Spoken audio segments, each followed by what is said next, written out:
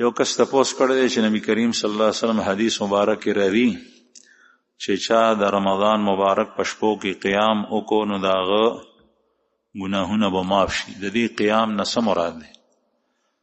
د حدیث نه دی لیکلی، خو حدیث مبارک دا دی: من قام رمضان ایمانا واحتسابا غفر له ما تقدم من ذنبی. من قام رمضان ایمانا واحتسابا غفر له ما تقدم من ذنبی. دا حدیث په کتابونو کې دا حدیث درج دی او صحیح بخاری کې هم شته چې چا په رمضان کې قیام وکړو. دې قیام نه مراد محدثین اهل علم وی قیام رمضان تراویح دی. تراویح ته نه مراد دی چې چا تراویح وکړي نو تراویح کول دا د ګناه د بخشش ذریعہ ده. یو کس وایي چې زما پلار یو میاشت مخکې اکسیډنټ کړی دی، هغه ډېر خفه دی چې زما د مزونو به څه کېږي. یو میاشت هغه په کور کې تېره کړه، هغه به څه ترتیب سره مونځ کوي او قضا مزونه به څنګه کوي؟ هغه چې څنګه مونځ کولی شي هغسې دی کوي. که هغه په ولاړه نشي کولی په ناسته دی کوي، که په ناسته نشي کولی په ملاسته دی کوي. او په ملاسته چې مونځ کوي نو بیا د هغه کټ او بستره هغه قبله په نرخاته واچوئ، خپې قبلې ته کوي او سر نرخاته ته کوي او سر ورته اوچت کوي، بیا دې مونځ کوي د سر په اشارې سره.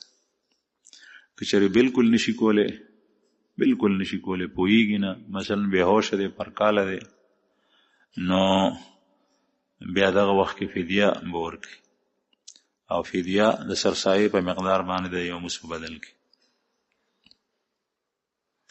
بل تپوس یې کړی دی، وایي زمونږ یو ترور ده، د هغې خپې درد کوي، هغه مونځونه په ناستې کوي، نو آیا د هغې مونځ کېږي؟ او چې ودرېدی نشي نو په ناستې باندې مونځ کولی شي. یو کس وایي چې پرایز بانډ دا حلال دی او که حرام دی؟ علما وایي چې په دې کې دوه څیزونه حرام دي، یو جواري او یو بیمه. دغه سود د دې نه ځان ساتل پکار. یو کس تپوس کړی دی چې زما جنرال سټور دی، دکان دی، زه غواړم چې په هغې کې د اسلام د اصولو مطابق ګټه واخلم. په دې سلسله کې تاسو زما راهنمایي وکړئ. ته چې کوم معاملات کې هغه په تفصیل باندې په یو کاغذ باندې ولیکه. باقي دکان دی، په هغې کې شی خرڅول دي، دوکه مه کو، دروغ مه وایه، شی معیاري ورکو، مقدار پوره ورکو، او ګټه چې کوم دی نو هغه چې څومره مناسب وي هغه اخیستل پکار دي. بعضې څیزونو کې د مارکیټ ریټ متعین وي، هغه ریټ باندې شی خرڅولی شي. البته زمونږ علماو په کتابونو کې لیکلي دي چې سړی سودا کومه خرڅوي هغه په درې قسمه ده. یو هغه دی چې هغه د انسان د روزانه ضرورت دی، لکه خوراک، څښاک وغیره وغیره. په هغې کې په 10 روپو پسې اتانې اخیستل پکار دي.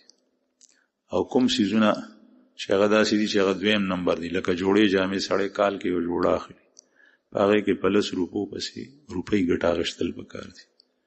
او دریم څیزونه هغه دي چې د هغې کله په عمر کې ضرورت پیښ شي، لکه څاروی شو، ځمکه شو وغیره، هغې کې په 10 روپو پسې 2 روپۍ ګټه اخیستل پکار دي. نو دا د خپل اخراجاتو نه علاوه د سیس قیمت او هغې سره اخراجات جمع کا پلس کا، هغې باندې بیا دومره ګټه اخیستی شي که ته مناسب ګټه اخلي. یو کس بیا تپوس کړی دی، وایي تېره جمعه د یو سائل سوال و چې ما په مونځ کې غالبا هغه امام چې 2 آیتونه وویل، بیا مې رکوع کتا جواب ورکړو چې او مزه شو. د بیا کتاب حواله ورکړې ده چې په فتاوی هندي کې دي چې یو سړی سورې فاتحه ووایي او بیا 2 آیتونه ووایي نو په هغه باندې سجده سهو شته. ته دا مسله بیا وګوره، دا داسې نه ده. او 2 آیتونه چې سړی ووایي په هغې باندې فرض ادا کېږي، مونځ کېږي. البته واړه آیتونه 3 ویل پکار دي. یو کس تپوس کړی چې سړی دا ووایي که ما دا کار داسې ونه کو نو بیا دې په ده باندې ښځه 3 کاڼي طلاق کوي، نو آیا دې سره طلاق وشو که نه؟ چې هغه کار ونه کړي نو په دې باندې طلاق نه واقعېږي، چې کېدی شي کله یې وکړي که چېرې د وخت نه ذکر کړی، خو چې کله مري د مرګ سره چې کوم دی نو هغه طلاق وي واقع شي. یو دا ده چې دی وایي که دا کار مې وکړو او هغه کار یې وکړو نو بیا په هغه ساعت سره باندې ښځه طلاق شي. یو کس وایي چې زه کله یوازې یم او تیارې وي نو په ما باندې یاره تاری شي، یریږم، په زړه کې مې د مړو خیالات راځي او د هغې په وجه باندې زه په خلوت کې ځان ته یوازې ذکر نشم کولی. نو انسان ته مرګ شته، مري به هر یو کس. تم داسې وایه چې زه به مرم، نو چې سړی مري اسیم نو بیا کوشش پکار دی چې څه وکړي. نو په تیاره کې چې نشي کولی ځان ته رڼا بلو، په هغې کې د الله عبادت کوه، نفل کوه، الله یاد. یو کس ویلی دی چې په یو میلاد کې یو مقرر ووي چې 3 بندگانو ته الله تعالی بشارت ورکړی دی چې تا او ستا مریدین او شاگردان به خدای بخي. یو مجدد الفسانی رحمه الله، یو امام ابو حنیفه رحمه الله، او یو عبدالقادر جیلانی رحمه الله. ما ته د دې خبرې پته نشته.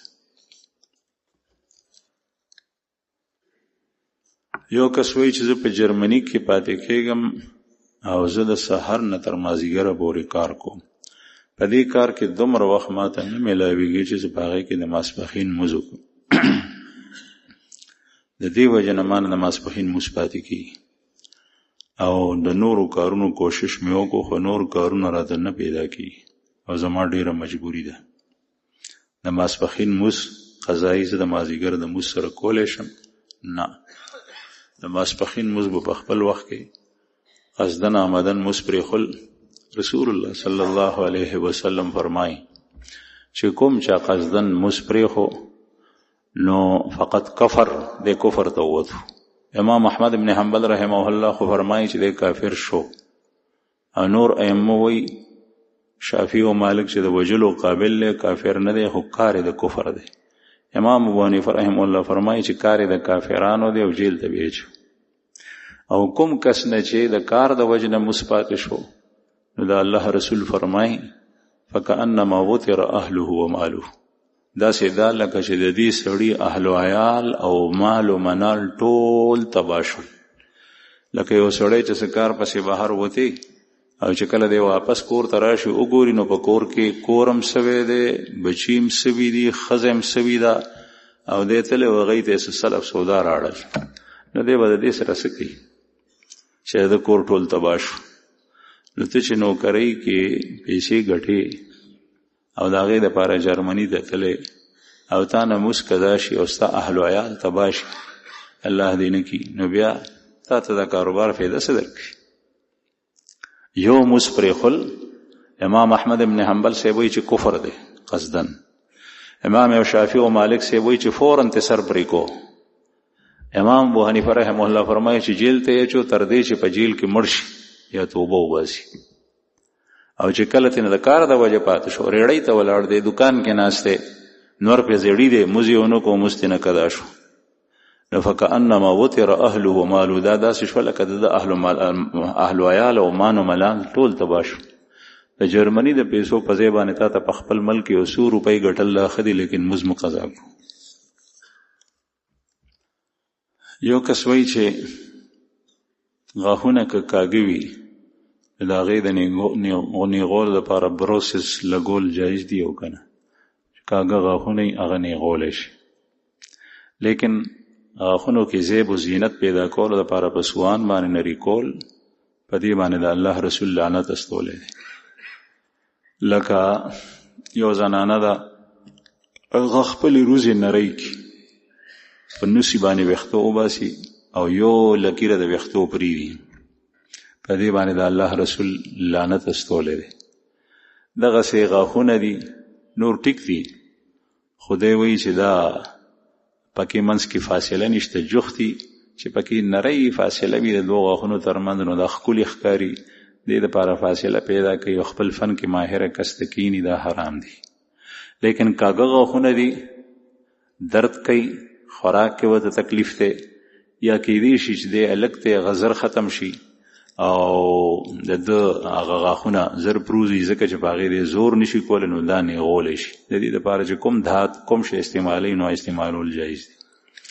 بل تپوس یې کړی دی چې یو سړی قسم وخوري نو د هغې کفاره څه ده؟ 3 ورځې روژې نیولي، 3 ورځې روژې نیولي یا 10 مسکینانو ته روټۍ ورکول.